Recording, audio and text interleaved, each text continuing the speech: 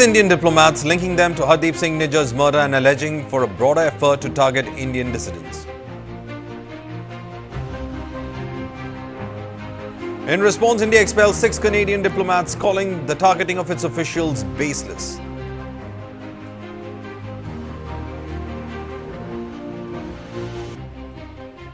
India also withdraws High Commissioner and other officials from Canada.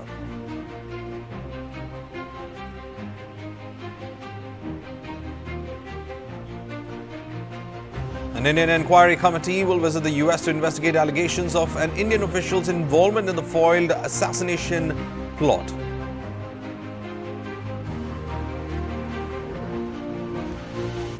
The Election Commission of India is set to announce the schedule of the 2024 general elections to the Legislative Assemblies of Maharashtra and Jharkhand. External Affairs Minister S. Jaishankar will visit Pakistan for SCO conclave, marking the first high-level visit from India in years amid strained relationship with Pakistan. The Ministry of Home Affairs calls a meeting of Methi, Naga and Kuki Zo MLAs in Delhi today to address ethnic strife in Manipur.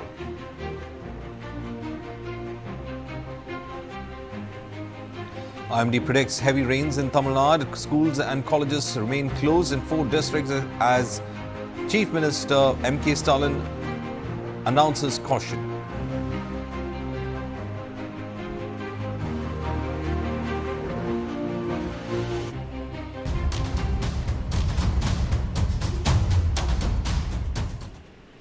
It's a huge diplomatic fight that has erupted between India and Canada, and the ties have again nosedived, with both nations declaring that the expulsion of their diplomats amid allegations that Indian government agents were allegedly involved in activities that jeopardized the safety of Canadians.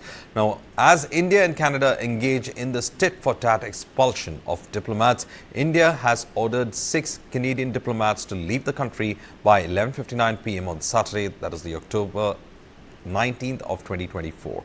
Now, this decision follows Canada's announcement that it is investigating its own ambassador and other diplomats as persons of interest in connection with the assassination of Khalistani separatist leader Hardeep Singh Nijjar last year. The Ministry of External Affairs in New Delhi identified the expelled diplomats, including the acting High Commissioner Stewart Ross Wheeler, Deputy High Commissioner Patrick Hebert, among others. In a press conference, the Ministry of External Affairs said, and I quote, "The Government of India has decided to expel the following 6 Canadian diplomats: Mr. Stewart Ross Wheeler, Acting High Commissioner; Mr. Patrick Hebert, Deputy High Commissioner; Ms. Mary Catherine Jolly, First Secretary; Mr. Landros David Trites, First Secretary; Mr. Adam James Chupka, First Secretary; Mrs. Paula Orjwala, First Secretary. They have been asked to leave India by or before 11:59 p.m. on Saturday. The Indian government's move comes just hours after it announced the withdrawal of its own High Commissioner and other targeted diplomats and officials from Canada, citing a lack of faith in the Canadian government's commitment to ensure their security. The diplomatic spat has roots in allegations made by Canadian Prime Minister Justin Trudeau, who suggested that there may be links between Indian officials and Nijjar's murder. India has vehemently denied these claims, labeling them as baseless and an attempt to deflect from Canada's own internal issues.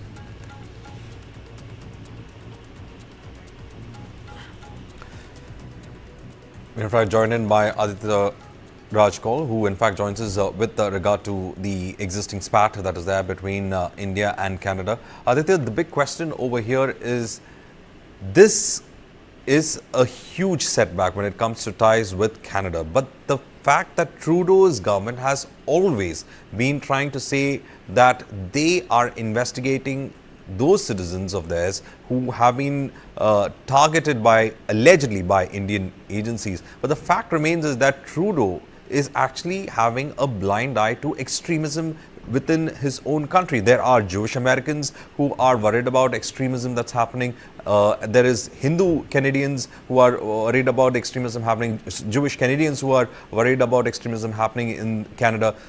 Most of them are saying that extremist voices are what the Liberal Party listens to and gives space to. It's a worrying trend in Canada. One thing is amply clear, that over the years, the government in Canada has amplified the radical voice, has amplified voices that do not go with rules-based order or democracy. What Justin Trudeau, the Prime Minister of Canada, has done over the years has been a mute spectator to the Khalistani terrorism, or even in this case, in the last 1 year, he has supported, Hamas-led protests in Canada in trying to intimidate, in fact.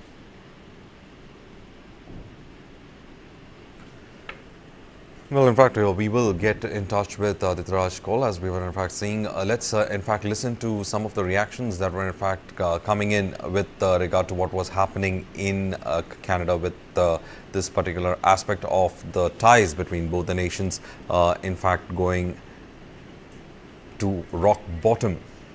Let's in fact listen to what Trudeau alleged with regards to what the Royal Canadian Mounted Police had said. Let me be clear. The evidence brought to light by the RCMP cannot be ignored. It leads to one conclusion. It is necessary to disrupt the criminal activities that continue to pose a threat to public safety in Canada. That is why we acted. Because we will always, first and foremost, stand for the rights of Canadians to feel safe and secure in their own country. We will never tolerate the involvement of a foreign government threatening and killing Canadian citizens on Canadian soil, a deeply unacceptable violation of Canada's sovereignty and of international law. I know the events of the past year and today's revelations have shaken many Canadians, particularly those in the Indo-Canadian and Sikh community. Many of you are angry, upset, frightened. I get that. This shouldn't happen. Canada and India have a long and storied history rooted in people-to-people ties, business and trade. But we cannot abide by what we're seeing right now. Canada fully respects the sovereignty and territorial integrity of India, and we expect the Indian government to do the same for Canada. As Prime Minister, it is my responsibility to provide reassurance to those who are feeling their safety has been compromised, but most importantly, it is my responsibility to take action and to never hesitate in doing what is necessary to protect Canadians. Canada is a country rooted in the rule of law, and the protection of our citizens is paramount. That's why, when our law enforcement and intelligence officials began pursuing credible allegations that agents of the Government of India were directly involved in the killing of a Canadian citizen, Hardeep Singh Nijjar, on Canadian soil, we responded. As the RCMP Commissioner stated earlier, they have clear and compelling evidence that agents of the Government of India have engaged in and continue to engage in activities that pose a significant threat to public safety. This includes clandestine information gathering techniques, coercive behavior targeting South Asian Canadians, and involvement in over a dozen threatening and violent acts, including murder. This is unacceptable. While attempts have been made by the RCMP and national security officials to work with the Government of India and Indian law enforcement counterparts on this matter, they have been repeatedly refused. This is why, this weekend, Canadian officials took an extraordinary step. They met with Indian officials to share RCMP evidence which concluded 6 agents of the Government of India are persons of interest in criminal activities. And despite repeated requests to the Government of India, it has decided not to cooperate. Well, we have Aditya Rajgopal again with us. Aditya, you were talking about how Canada has been giving extremist voices, they've been amplifying it through their state apparatus. You spoke about how the Trudeau government especially was in fact even supporting Hamas. Go ahead.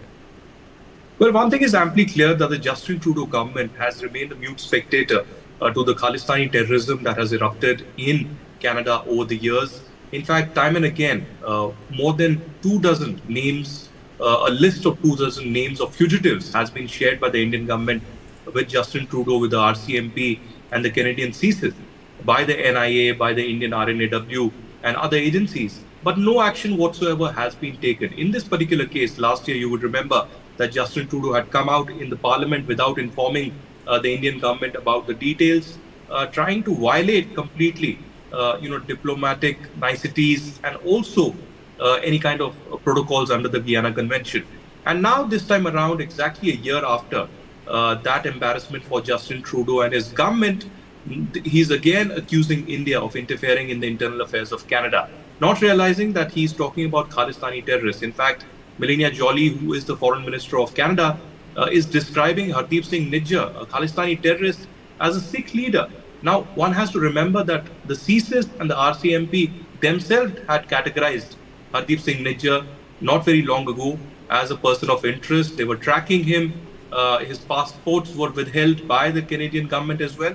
And, there's lack of action. There's lack of political will by the Canadian government to act against Khalistani terrorists. In this particular case, again, there were tactics of intimidation that were used by the Canadian government against Indian diplomats who have faced threats, who have faced slogans, who have faced intimidation again from the Khalistani terrorists. There have been attempts to attack Indian missions in Canada, but not a single Khalistani terrorist has been either arrested or convicted over the years by the Canadian government. So India was forced, when 6 of the Indian diplomats, including the Indian High Commissioner, Sanjay Kumar Verma, was in fact intimidated, and Canada asked to waive off their diplomatic immunity. So India was forced to withdraw 6 of its diplomats. But in a face-saving exercise, Justin Trudeau, along with 2 ministers, came out in a 45 minutes press conference saying that we are expelling 6 Indian diplomats, and this is an action taken by the Canadian government.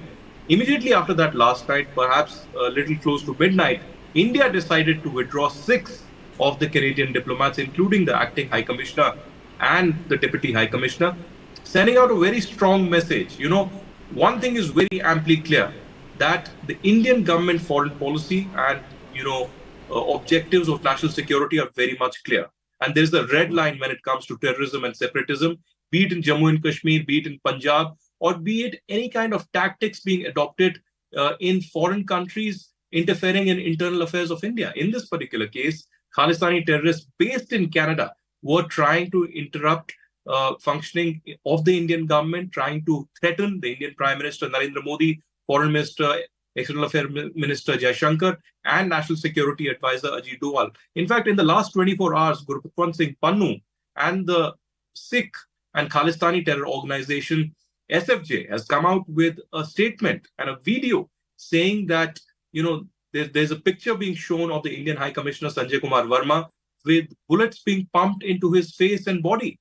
And money has been announced to eliminate Sanjay Kumar Verma before he actually flies back to India. So this is the kind of intimidation tactics that are coming out from Canada. And, this is not an India which will, try to surrender at a time when Canada is trying to threaten India or using these intimidation tactics.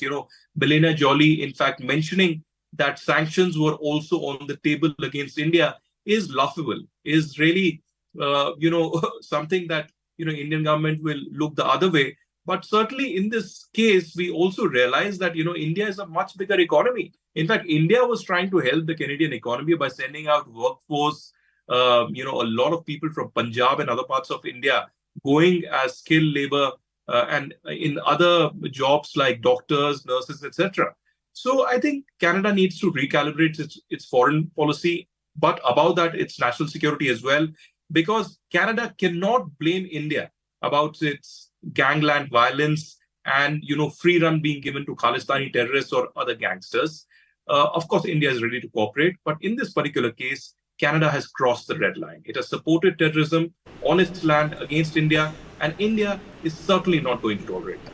Well, Aditya, one big question that is always there that, has confused a lot of people on the ground as well. That is to ask is, who are you speaking to? Because over here we are talking about extremist elements, in this case the Khalistanis, taking over a legitimate state's apparatus. their institutions and then voicing their agenda. It's technically not Canada's agenda or Canada's long-term vision, but it is their agenda using Canada's apparatus to put it out in the diplomatic front and through its institutions that deal with India. So there seems to be a complete state capture of these institutions that's happening right under the noses, and certain parties require these pressure groups or ethnic groups for themselves to stay in power. So these are crutches they require, and therefore they have to go ahead and have a blind eye, because even in the longer runs relations get damaged. So whom are we engaging with? A parasitic kind of an organization on a legitimate state apparatus? One thing that we need to realize, Verghese, is that the Canadian Prime Minister Justin Trudeau and his party are trying to in fact mix domestic political concerns or domestic political desperation with its foreign policy and national security. And that is going to be detrimental in the interest of Canada. And that's already happened. It's visible. The Khalistanis out on the streets using violence and intimidation against journalists, against Hindus, against other people who believe in democracy, and the RCMP and the Canadian government looking the other way clearly indicates that Canada is not interested in following the rules-based order or actions against terrorism that it preaches to the global south. In this case, Justin Trudeau is doing really the opposite.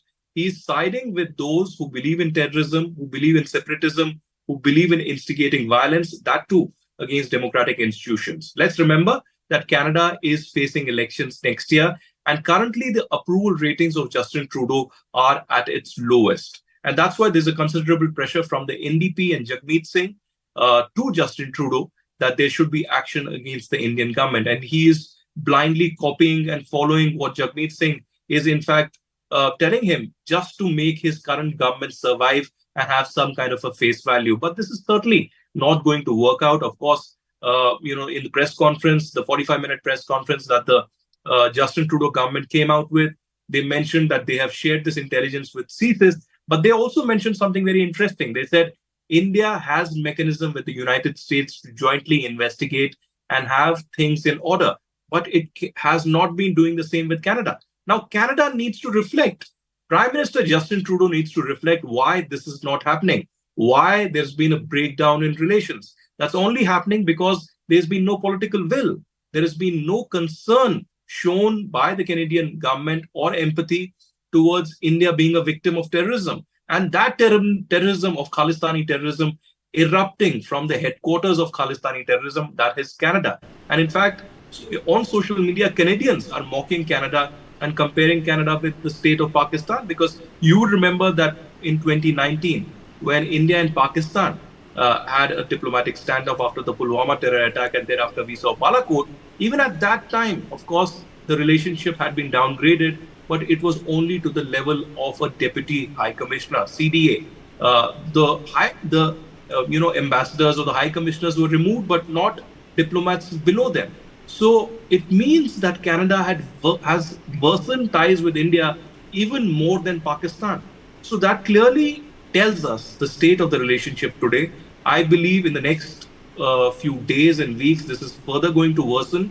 I hope that in the run-up to the elections, the Justin Trudeau government doesn't compromise on its national security and foreign policy, which it seems to be doing right now, without realizing the consequences that will have for the Canadian citizens, for Canada's image globally, and especially the Indo-Canada historic bilateral ties that we have seen over the years. For New Delhi, it is amply clear that India is not going to tolerate any kind of terrorism and separatism coming in from Canada. Let Canada show the political will to act, and India will certainly join any kind of investigation, an independent, impartial investigation that Ottawa wants. Well, thank you, Aditya Raj Kaul, for in fact joining us with those details, giving a perspective of the entire situation in Canada, and also giving us an insight about how the internal dynamics in Canada is also in fact working when it comes to this particular crisis that's happening. Well, meanwhile, Canadian Foreign Minister Melanie Joy said she was sharing the information of what the RCMP has found with regards to Indian agents with the 5 eyes. Let's listen in. We don't want diplomatic confrontation with India. We know that there are thousands of Canadians that go to India every year. We have lots of people from India coming to Canada as well. So we know that there are deep people-to-people ties and want to make sure that these are still possible. And so in that sense, we are asking India to cooperate in the investigation, period. And they have a way of doing it. They're doing it with the U.S. They can do it with us as well. On Tanda's question a bit earlier with the Five Eyes, I think what is really important to understand is that there's a difference between the U.S. investigation and ours, in the sense that, first and foremost, a Canadian died here in Canada. So there's an investigation happening about a murder case. That's the first difference. The second difference is it is sitting diplomats that were involved in violent incidents. And so that's really important to remember. And that's why we took the steps we took. And thirdly, the violence actually increased following the allegations a year ago. And so that's why it was important for the RCMP to take the steps that they took. Now, the similarity between the US and the Canadian case is also the fact that in both cases, it is difficult to get the cooperation from the government of India, notwithstanding the processes that are in place with the Americans. So today was a really important step. When you look at what is available in our toolbox, expulsing diplomats is one of the highest level, the highest and the toughest measure that a country can take under the Vienna Convention. For the rest, we'll continue to push India to make sure that they cooperate. We'll continue to engage with our Five Eyes partners. We'll continue to engage with also all our G7 partners, and everything is on the table. Transnational repression, targeting dissidents is something that we see more and more in different democracies by states. And for us, it is a question of principle. Today is about Canadian safety, this is about Canada, and we need to send a strong message. And I hope also that we're sending a strong message to other Western democracies that are dealing with this, because this is not only happening in Canada. And so that's why I think it is important that Canadians are aware. It is important that India gets the message. Meanwhile, the Washington Post, in an article, claimed that Indian diplomats in Canada have, over the last year, collected intelligence on alleged Khalistani separatists, which is used by Indian agencies to identify targets, and the operations were executed by the Lawrence Bishnoi gang. In an article that was put on the US-based newspaper, the Canadian officials are in fact quoted as saying that a senior official in the Indian government and an operative in the country's spy agencies were masterminding the broader campaign of violence in Canada. The newspaper also recounted a secret meeting that took place in Singapore last Saturday between the National Security Advisor Ajit Doval and his Canadian counterpart Nathalie Dronin. Now, Deputy Foreign Minister David Morrison, as well as senior member of the Royal Canadian Mounted Police, were also present in that meet, in which they outlined alleged evidence showing that India had enlisted the Bishnoi gang networks in Canada to carry out Nijjar's killing. These are what they have in fact claimed. The newspaper said that Doval acknowledged that Bishnoi was capable of orchestrating violence from wherever he is incarcerated and was known to be to no good from his jail cell.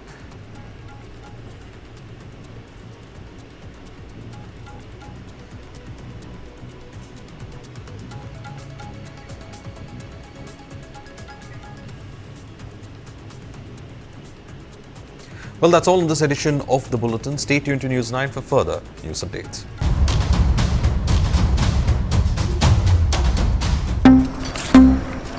Hey, why are so many lights on? Is it Navroz? Settling accounts, uncle? No, writing a love letter. Check your accounts every day and ensure there is no mismatch. Exchange sends trade-related messages daily. Do timely verification. And if there is a mismatch, inform the exchange immediately. सोच कर, समझ कर, invest कर।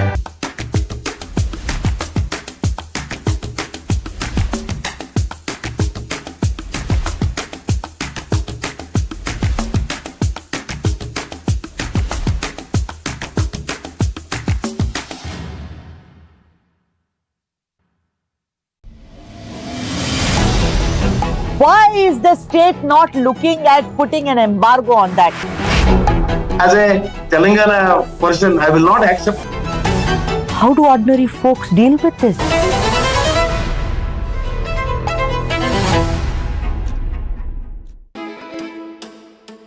Cooking is an act of love. The first act of love you receive from our mothers in the families. Modern Indian food is all about contemporary and innovative approach to traditional Indian cooking. Representation it's also important, no? I want to wear this white coat every day and then be a chef. There are stories. If the name of whiskey is Indri, then there is a whole story behind that. Cooking food is like a therapy, and eating one is like a pleasure I can give it to myself. With Lounge Nights, I'm on a journey to celebrate and recognize the best food and nightlife establishments in various cities across India.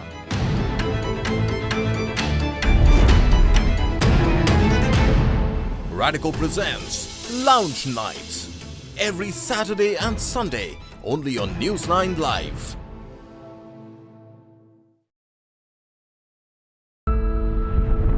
Who am I? Nobody can crack that mystery.